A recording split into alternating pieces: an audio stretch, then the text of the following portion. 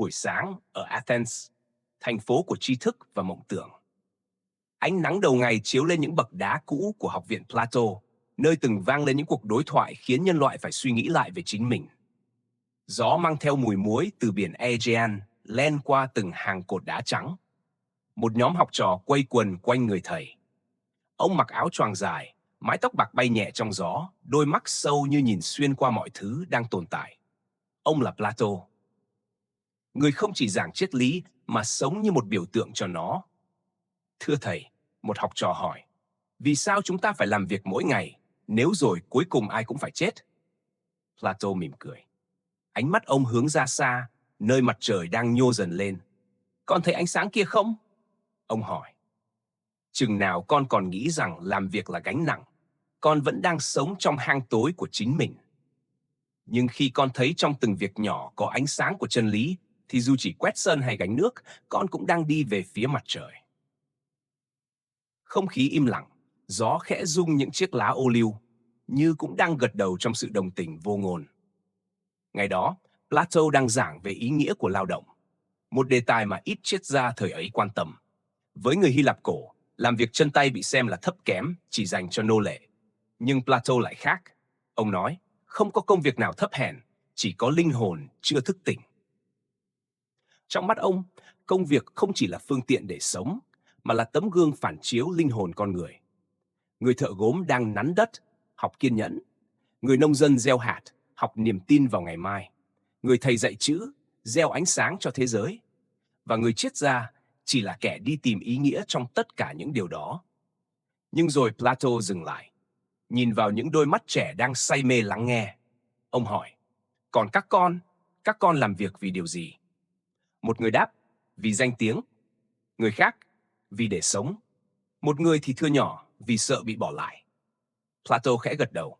Đó đều là câu trả lời của những người chưa thấy ánh sáng. Con người khi làm việc chỉ để tồn tại, thì như người trong hang chỉ nhìn thấy bóng của chính mình trên vách đá. Họ tưởng đó là thật, nhưng họ đang sống trong ảo ảnh. Cả lớp im lặng. Gió thổi mạnh hơn, bụi cát bay nhẹ trên nền đá. Ông tiếp lời. Ta từng là người trong hang đó. Ta từng làm việc để được công nhận, để được ca ngợi, để không cảm thấy mình vô nghĩa. Nhưng rồi ta nhận ra ý nghĩa không nằm trong lời khen, mà trong mục đích mà ta đặt vào hành động. Một lần, Plato đứng bên bờ sông Ilissus, nước trong vắt phản chiếu bầu trời. Một người thợ mộc đang đẽo gỗ, ông dừng lại quan sát hồi lâu, cây búa rơi đều, mồ hôi nhỏ xuống. Nhưng trên gương mặt người ấy lại có một sự bình yên kỳ lạ. Plato hỏi, anh làm nghề này bao lâu rồi? Người kia mỉm cười. Từ khi tôi đủ sức cầm búa. Anh có thấy chán không? Không, vì tôi không chỉ đóng ghế, tôi đang tạo ra nơi để con người ngồi và trò chuyện. Nếu họ hiểu nhau hơn, thì cái ghế này đâu phải chỉ là gỗ. Plato lặng đi. Ánh sáng phản chiếu trong mắt ông. Từ đó, ông viết trong Cộng hòa. Công lý của xã hội bắt đầu từ việc mỗi người tìm được ý nghĩa trong công việc của mình. Với Plato, lao động không chỉ là hành động vật lý, mà là một dạng thiền định của linh hồn. Khi ta làm việc với sự hiểu biết và tỉnh thức, ta đang hòa mình vào trật tự vĩnh cửu của vũ trụ. Thứ ông gọi là the good, cái thiện tối cao. Không ai sinh ra để chỉ làm việc, ông nói. Chúng ta làm việc để hiểu mình đang ở đâu trong tổng thể của thế giới. Có lần, một học trò trẻ hỏi, thưa thầy, nếu con không yêu công việc mình đang làm thì sao? Plato đáp, hãy tìm trong đó một phần của linh hồn con. Nếu con chưa thấy, hãy tiếp tục tìm. Vì công việc không cần thay đổi, chỉ cần ánh sáng của nhận thức trong con thay đổi. Buổi học kết thúc khi mặt trời lên cao.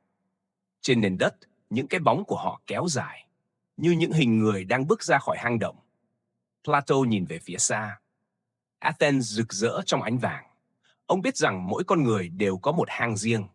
Đôi khi đó là sự mỏi mệt, đôi khi là sự lặp lại vô nghĩa của những ngày giống hệt nhau. Nhưng ánh sáng thì luôn ở đó, chờ người dám bước ra. Các con đừng sợ công việc của mình, ông nói nhỏ.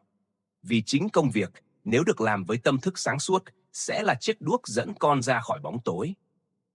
Gió khẽ thổi. Những cánh hoa ô liu rơi xuống như ánh sáng rải trên mặt đất. Công việc không phải là xiềng xích, mà là con đường để linh hồn tự do bước về phía ánh sáng. Buổi chiều Athens rực lên trong ánh nắng đỏ cam. Những con đường lát đá quanh học viện Plato bắt đầu thưa người. Chỉ còn tiếng ve cuối mùa và âm thanh xa xăm của những người thợ rèn đang gõ búa.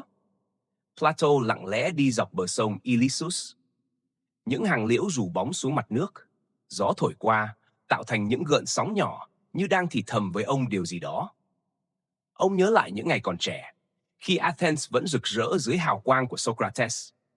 Người thầy đã dạy ông cách nhìn sâu vào linh hồn con người. Nhưng cũng chính nơi này, ông từng chứng kiến Socrates bị kết án tử hình chỉ vì dạy người khác suy nghĩ. Cái chết của thầy để lại trong Plato một vết thương lớn và cũng là khởi nguồn của câu hỏi ông mang suốt đời.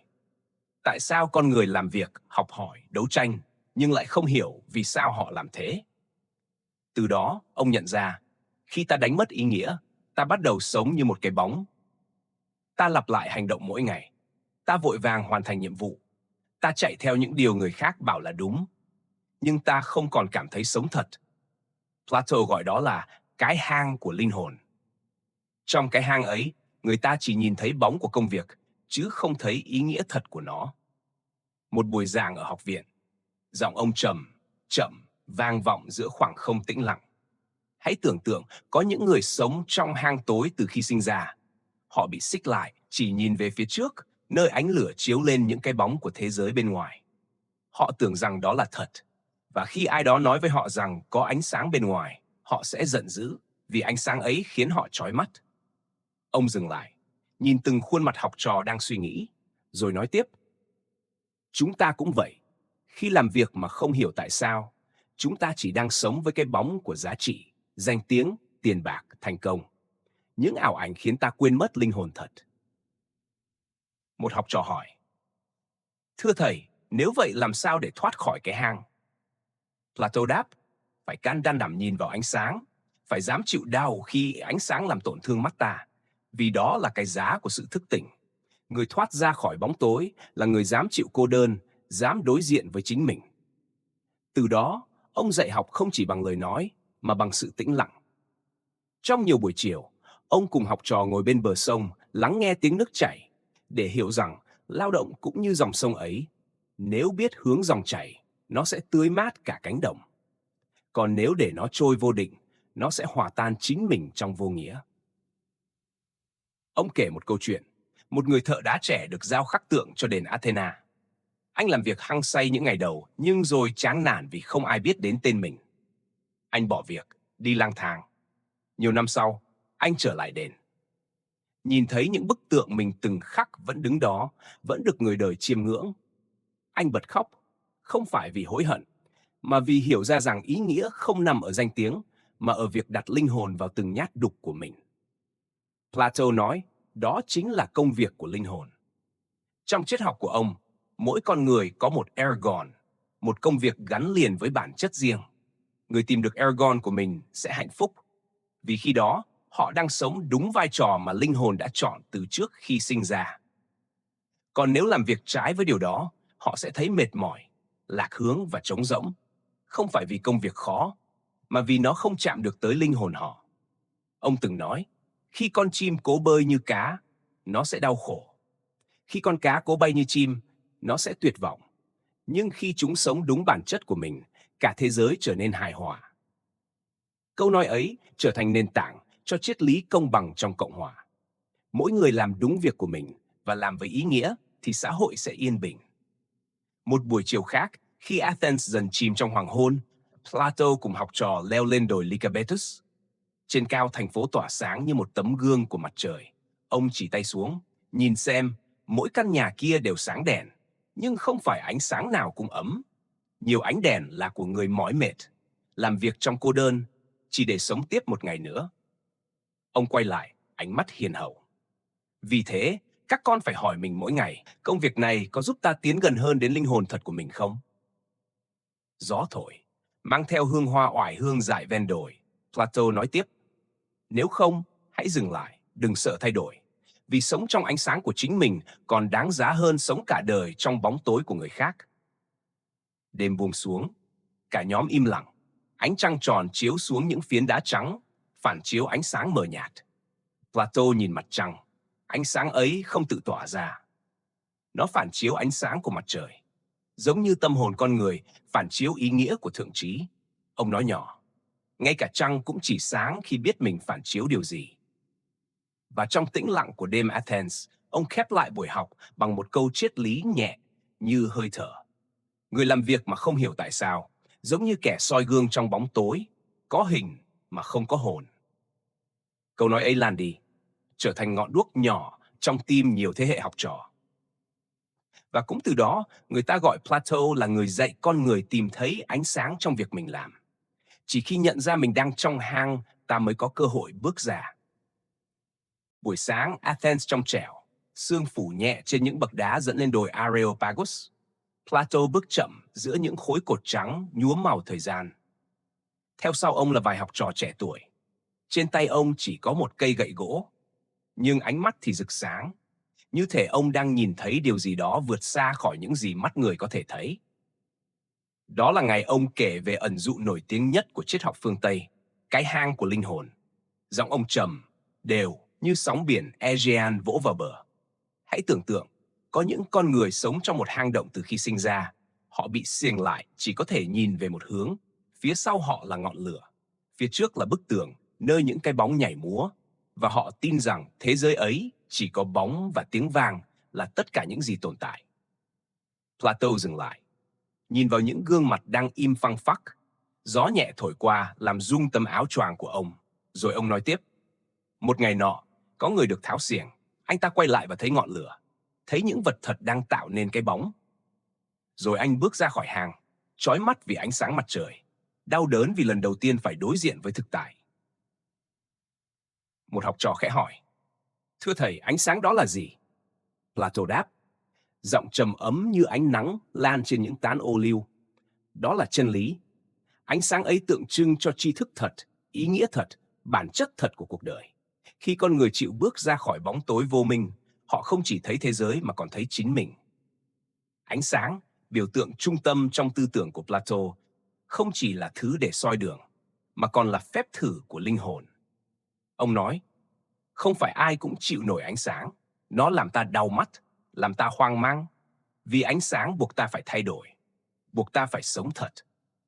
Nhiều người chọn quay lại hang, vì trong bóng tối, ta không cần nhìn thấy những vết nứt trong chính mình. Nhưng với Plato, chỉ khi dám đối diện với ánh sáng, con người mới thật sự bắt đầu hành trình tỉnh thức. Ông kể tiếp, người đã thấy ánh sáng, nếu quay lại hang để nói với những người khác, họ sẽ không tin. Họ sẽ cười nhạo, thậm chí giết anh ta, vì họ sợ sự thật. Câu nói ấy vang lên giữa không gian im lặng, như lời nhắc về bi kịch của Socrates.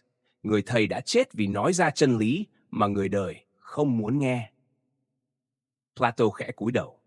Giọng ông lắng xuống, nhưng ánh mắt vẫn sáng rực. Thầy ta, Socrates, đã chọn cái chết, vì ông biết rằng sự thật không thể bị đầu độc. Chỉ có thân xác mới có thể chết. Còn ánh sáng của tư tưởng, một khi đã được thắp lên, sẽ cháy mãi trong linh hồn con người. Khi ông nói đến đó, trời như bừng sáng hơn. Mặt trời buổi sớm vượt qua đỉnh đồi. Những tia nắng xuyên qua khoảng không, chiếu lên khuôn mặt của những người học trò. Một cậu trẻ khẽ hỏi, thưa thầy, làm sao để con biết mình đang trong hang hay đã bước ra ngoài? Plato nhìn cậu ta thật lâu, rồi mỉm cười. Khi con bắt đầu sợ hãi trước ánh sáng của sự thật, đó là dấu hiệu con đang ở lối ra. Hãy đi tiếp, vì chỉ khi tim con run rẩy, linh hồn con mới bắt đầu mở mắt. Ông nói rằng, mỗi người đều có một ngọn đuốc trong lòng. Khi ta tìm được ý nghĩa trong công việc, ngọn đuốc ấy bừng sáng, và ta không còn cần ánh sáng bên ngoài nữa. Người hiểu vì sao mình làm việc, ông nói, sẽ không sợ bóng tối, vì trong họ đã có ánh sáng riêng. Cả nhóm im lặng rất lâu, chỉ còn tiếng gió thổi qua mái tóc và tiếng lá khô xào xạc như nhịp thở của thời gian. Plato nói tiếp, nhẹ như hơi thở. Ánh sáng không chỉ để soi đường, mà còn để chữa lành. Nó khiến ta thấy cả những điều ta trốn tránh, sự ích kỷ, tham vọng và nỗi sợ bị lãng quên. Nhưng khi nhìn rõ tất cả, ta không còn bị trói buộc bởi chúng nữa. Ông kể thêm một câu chuyện. Có học trò từng hỏi ông, thưa thầy, nếu ánh sáng khiến ta cô đơn, liệu có đáng không? Plato đáp, cô đơn là giá phải trả cho sự thật. Nhưng trong sự cô đơn ấy, con sẽ gặp lại chính mình. và đó là cuộc gặp gỡ quan trọng nhất của đời người. Những buổi học như thế thường kéo dài đến tận trưa. Mặt trời chói gắt, chiếu thẳng lên những khối đá trắng của học viện. Chúng sáng lên như tỏa ánh sáng từ bên trong. Plato ngẩng đầu nhìn trời, nheo mắt lại như đang trò chuyện cùng ánh sáng. Rồi ông nói với cả nhóm, khi các con tìm thấy ý nghĩa trong công việc, ánh sáng trong lòng con sẽ tỏa ra ngoài, và mọi thứ con chạm vào sẽ trở nên có hồn. Đó là khi linh hồn con đã bước khỏi hàng. Một người hỏi, thưa thầy, nếu con thấy ánh sáng rồi, con có nên ở lại giúp những người khác không? Plato khẽ gật đầu. Nụ cười ông hiền như ánh ban mai. Đó là điều đẹp nhất con người có thể làm, vì tri thức không phải để giữ, mà để chia sẻ. Ánh sáng không phải để soi riêng mình, mà để làm ấm cả thế giới. Rồi ông nói câu khiến họ ghi nhớ mãi.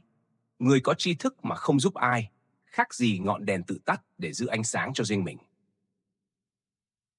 Buổi học kết thúc, Plato ngồi lại một mình trong sân đá, nhìn những học trò tản ra. Ánh sáng rút dần khỏi bậc thềm. Trong khoảnh khắc đó, ông hiểu rằng triết học không phải để biết, mà là để sống sáng hơn mỗi ngày. Bóng ông trải dài dưới mặt trời.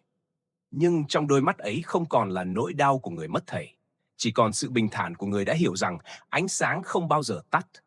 Nó chỉ thay hình, đổi dạng, từ thầy sang trò, từ người sang người, từ đời này sang đời khác. Không ai có thể tắt được ánh sáng của linh hồn khi nó đã một lần được soi rọi. Sau buổi sáng ấy, khi ánh nắng đã nhuộm vàng thành Athens, Plato bước chậm qua những con phố đông đúc. Tiếng dao bán nho, tiếng trẻ con cười đùa, tiếng búa gõ của thợ rèn hòa vào nhau, một bản nhạc của đời sống, đơn giản mà đầy hơi thở con người. Ông dừng lại trước một người phụ nữ đang dọn hàng rau. Bàn tay bà chai sạn, nhưng đôi mắt sáng hiền. Plato hỏi, bà có thấy mệt khi phải làm việc mỗi ngày không? Người phụ nữ mỉm cười, lau mồ hôi. Có chứ, thưa ngài, nhưng nếu tôi nghỉ, ai sẽ cho các con tôi ăn? Và khi thấy chúng lớn lên, tôi lại thấy mình mạnh mẽ. Plato lặng người. Ông hiểu rằng, ánh sáng không chỉ ở nơi học viện, không chỉ trong lời giảng của triết gia, mà còn trong những hành động giản dị của lòng yêu thương. Với Plato, đó là bài học mà người giác ngộ phải học lại từ đời thường, trở về với thế giới, để hiểu rằng giá trị của ánh sáng không nằm ở cao xa, mà ở sẻ chia. Khi con người bước ra khỏi hang, họ không nên đứng yên dưới mặt trời. Họ phải mang ánh sáng ấy trở lại để giúp người khác nhìn thấy những điều họ từng không thấy. Một hôm, học trò trẻ hỏi, thưa thầy, sao thầy không ở lại nơi tĩnh lặng mà thiền định, mà lại về giữa đám đông ồn ào này? Plato đáp, giọng trầm và nhẹ, vì ánh sáng chỉ có ý nghĩa khi nó được chiếu ra khỏi chính nó. Nếu mặt trời chỉ sáng cho riêng mình, trái đất sẽ mãi mãi lạnh lẽo. Câu nói ấy khiến học trò im lặng thật lâu. Anh hiểu rằng tri thức, nếu chỉ để mình thấy, cũng chỉ là cái bóng đẹp đẽ trong bóng tối.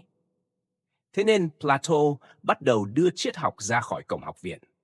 Ông đến quảng trường nói chuyện với người thợ rèn, ngồi cùng người chăn cừu trên đồi, lắng nghe lời cầu nguyện của những người mẹ và dạy cho họ điều ông gọi là triết học của linh hồn sống.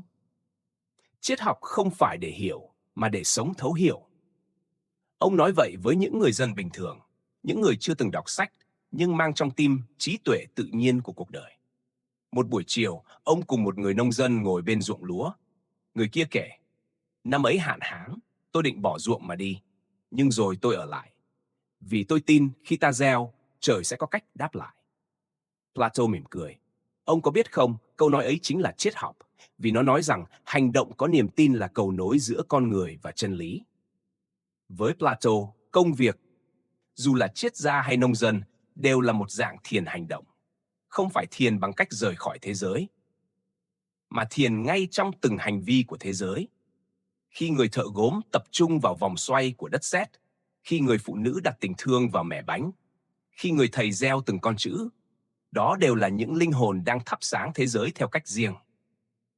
Một ngày, Plato dẫn học trò lên đồi Pnis, nơi dân Athens từng họp bàn chính trị. Trước mắt họ là toàn cảnh thành phố, phố trắng, mái ngói đỏ, biển xanh xa xa. Ông nói, các con hãy nhìn xem, mỗi viên gạch, mỗi bức tường kia là mồ hôi của hàng nghìn người. Nếu không có họ, Athens chỉ là ảo ảnh. Nhưng nếu không có tri thức, Athens cũng chỉ là khối đá vô hồn. Ông dừng lại, giọng vang hơn. Vì thế, người giác ngộ không được xa rời thế gian. Tri thức không phải để chạy trốn, mà để thắp sáng những điều đang tồn tại. Câu nói ấy trở thành tinh thần suốt đời của Plato. Ông lập học viện không để tạo ra những triết gia ẩn dật, mà để đào tạo những con người vừa tư duy sâu, vừa hành động sáng. Ông bảo, triết học mà không chạm vào đời sống thì như ánh sáng chiếu lên hư không, đẹp, nhưng vô dụng. Có lần một vị quan quyền lực đến gặp ông. Ta ngưỡng mộ ông Plato, nhưng nói cho ta biết, tri thức có thể khiến dân chúng hạnh phúc không? Plato nhìn ông ta, ánh mắt điềm tĩnh. Không, thưa ngài, chỉ lòng nhân mới có thể làm điều đó. Tri thức là ngọn đèn, còn lòng nhân là bàn tay cầm đèn đúng hướng. Người quan im lặng. Trong ánh mắt Plato, ánh sáng và bóng tối hòa làm một, như thể ông đang nói về điều vượt khỏi chữ hiểu, một điều chỉ có thể cảm. Đêm đó, Plato ngồi một mình trước học viện. Trăng chiếu sáng vườn ô liu, những ngọn đèn dầu vẫn cháy nhỏ. Ông nghe tiếng học trò đọc lại lời mình dạy và hiểu rằng ánh sáng đã được truyền đi. Không còn chỉ là ánh sáng của tri thức, mà là ánh sáng của tâm hồn đã học cách lắng nghe thế giới. Vì thế, Plato viết trong những dòng cuối của Cộng hòa, người đã thấy ánh sáng có bổn phận trở về. Vì chỉ trong bóng tối, ánh sáng mới có ý nghĩa. Và chỉ khi ở giữa con người, linh hồn mới thật sự tỏa sáng. Nhiều thế kỷ sau, người ta không còn nhớ hết các triết thuyết, nhưng họ nhớ ánh sáng trong đôi mắt ông. Ánh sáng của người đã hiểu rằng, giác ngộ không nằm ở rời bỏ cuộc đời, mà ở sống giữa nó với một trái tim sáng. Trước khi rời học viện đêm ấy, Plato khẽ khắc lên phiến đá. Triết học bắt đầu khi ta biết lắng nghe, và chỉ trọn vẹn khi ta biết lắng nghe cả những điều thầm lặng. Gió đêm khẽ cuốn đi lớp bụi trên phiến đá. Ánh trăng phản chiếu lấp lánh, giống như tri thức thật, không ồn ào, không chói lòa, nhưng luôn hiện hữu để dẫn đường. Ánh sáng chỉ thật sự có ý nghĩa khi ta mang nó trở lại trong bóng tối của cuộc đời. Đêm Athens yên ả. Bầu trời trông như tấm gương phản chiếu muôn ánh đèn từ mặt đất. Plato ngồi bên hiên học viện.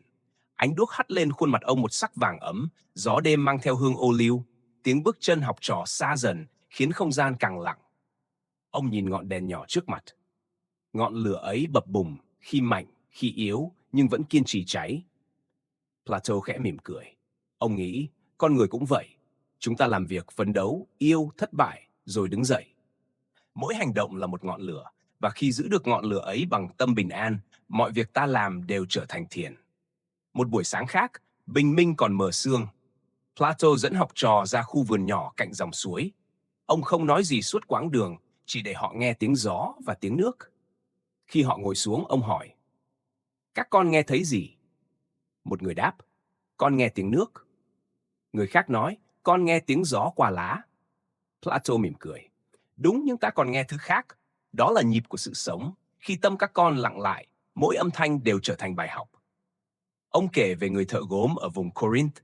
Người ấy ít nói, chỉ ngồi lặng, tay xoay bánh xe đất sét mỗi ngày. Khi được hỏi, sao ông không thấy chán công việc lặp lại mãi? Người thợ gốm mỉm cười. Vì mỗi lần xoay, đất lại khác. Và mỗi ngày, tay tôi cũng khác. Tôi không làm gốm, tôi làm quen với chính mình. Plato kể lại với giọng trầm ngâm, rồi nói, đó chính là thiền. Thiền không chỉ trong im lặng, mà trong từng việc ta làm với tâm trọn vẹn. Trong Cộng hòa, ông viết, công bằng không chỉ là cân bằng của xã hội, mà còn là sự hài hòa trong chính linh hồn. Nghĩa là, khi ta hành động với tâm an, mọi thứ xung quanh cũng trở nên trật tự, như nước hồ phẳng lặng phản chiếu bầu trời. Ông dạy học trò, trước khi bắt đầu bất cứ việc gì, hãy hít một hơi thật sâu, đặt tay lên ngực và hỏi, điều ta làm có bắt đầu từ lòng thiện không? Nếu có, hãy làm. Nếu không, hãy dừng. Vì công việc thiếu thiện ý chỉ là náo động của cái tôi. Có người hỏi, thưa thầy, nếu con bị ép làm một việc không yêu, liệu có thể bình an trong đó không? Plato im lặng hồi lâu rồi đáp, không phải công việc quyết định bình an, mà là cách con hiện diện trong công việc ấy. Nếu con biết ơn mỗi ngày, ngay cả trong lao khổ, con cũng thấy ánh sáng. Ông kể, khi còn trẻ, ông từng ở trong quân đội. Đã thấy máu và nước mắt của những người lính. Họ chiến đấu theo lệnh, nhưng không hiểu vì sao. Và ông hiểu, một hành động thiếu ý nghĩa là vết thương của linh hồn. Từ đó, ông rời quân ngũ đi tìm ý nghĩa trong triết học. Nhưng cuối cùng, Ông nhận ra ý nghĩa không nằm trong sách, mà trong cách ta sống mỗi ngày. Một buổi tối lễ hội, Plato thấy một người ăn xin đứng dưới ánh đèn vàng, vẫn mỉm cười khi nhận từng đồng xu. Ông hỏi, sao ông vẫn cười khi chẳng có gì? Người kia đáp, vì tôi vẫn được nhìn thấy ánh sáng và được sống thêm một ngày để cười. Câu nói ấy khiến Plato lặng người. Ánh sáng không nằm ở nơi ta có, mà ở nơi ta còn biết cảm ơn. Từ đó, mỗi khi giảng triết, ông ít nói về khái niệm cao siêu. Ông chỉ kể chuyện con người và dạy học trò rằng học triết là học cách sống có mặt trong từng giây. Con người không cần tìm hạnh phúc, ông nói. Chỉ cần sống đúng, hạnh phúc sẽ tự tìm đến, như ánh sáng tìm về ngọn đèn. Ông nhìn lên bầu trời, mặt trăng lên giữa mây mỏng, ánh sáng len qua nhành cây như bình an len vào tâm hồn đã thôi vùng vẫy. Plato nói khẽ, khi ta sống đúng với bản chất, công việc không còn là gánh nặng mà là bài ca của linh hồn. Buổi học cuối cùng năm ấy, Plato ngồi giữa vườn cùng học trò uống rượu nho và nói về niềm vui của sự hiểu biết. Một học trò hỏi, thưa thầy, nếu một ngày con mất hết, làm sao giữ được bình an? Ông đặt tay lên vai cậu, ánh mắt hiền như sáng đầu đông. Con sẽ không mất gì cả. Nếu con biết rằng bình an không ở ngoài con, nó ở đây. Ông chạm vào ngực, nơi ánh sáng thật sự bắt đầu. Gió lay tán ô liu, ánh sáng xuyên qua kẽ lá, tạo những đốm vàng trên khuôn mặt Plato. Học trò nhìn ông, và họ biết, người thầy này không chỉ dạy bằng lời, mà bằng sự hiện diện bình thản của chính mình. Khi mọi người ra về, Plato ngồi lại, nhìn dòng sông xa phản chiếu trăng. Ông nhớ lời Socrates trước khi mất. Điều duy nhất ta biết chắc là ta chẳng biết gì cả. Và ông hiểu rằng, bình an đến khi ta không cố biết hết, mà chỉ lặng lẽ sống sâu với điều đang làm. Đêm Athens kéo dài, trăng soi rõ khu vườn. Plato khẽ khép mắt, thì thầm như nói với chính mình. Người tìm thấy ý nghĩa trong công việc sẽ không bao giờ mệt mỏi, vì họ biết rằng mỗi ngày sống là một cơ hội để linh hồn luyện tập bình an. Cảm ơn bạn đã ở lại đến giây cuối cùng của câu chuyện này. Nếu lời dạy của Plato khiến lòng bạn lắng lại, hãy chia sẻ nó như một làn gió nhẹ đến ai đang cần bình yên. Và nhớ đăng ký kênh Tri Thức Cổ Kim, để mỗi ngày ta cùng nhau lắng nghe, thấu hiểu và sống sâu hơn với chính mình.